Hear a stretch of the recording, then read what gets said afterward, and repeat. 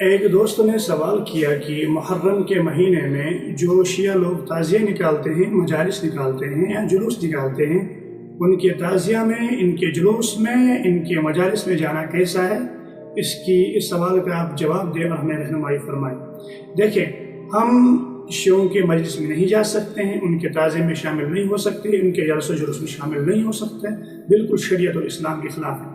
وہ یہ ہے کہ تحفہ اثنا عشر ان کے جتنے بھی کتابیں ہیں، ان تمام کتابوں میں جو مخالفت ہے وہ نص قرآنی کے بالکل مخالفت ہے۔ تمام مریدان علی کے ایسی حلیے کے ہیں، کیونکہ وہ ساری کتابیں دلالت کرتی ہے قرآن پاک کی مخالفت میں۔ پہلے وہی یہ کہتے ہیں کہ جبرائیل علیہ السلام نے وہی میں خیانت کی، کہ وہ خائن تھے، وہی میں خائن اللہ معاف کرے، بہت منوٹ لگ رہا ہے، بہت برے لگ رہا ہے، توبہ توبہ توبہ، سارا موڈ خراب کر دیا۔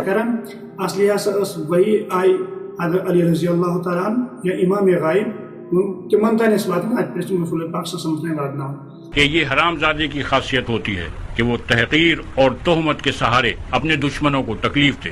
یہ تے پن چھ پنی کتاب میں لکھن جن کی حضرت عائشہ صدیقہ رضی اللہ تعالیٰ عنہ سے زانیہ کہ ہماری ماں نعوذ باللہ من ذالک وہ زانیہ تھی، وہ زنا کرتی تھی اور وہ بدترین اور بد کردار کپڑے اپنے جسم پہ پہنا کرتی تھی۔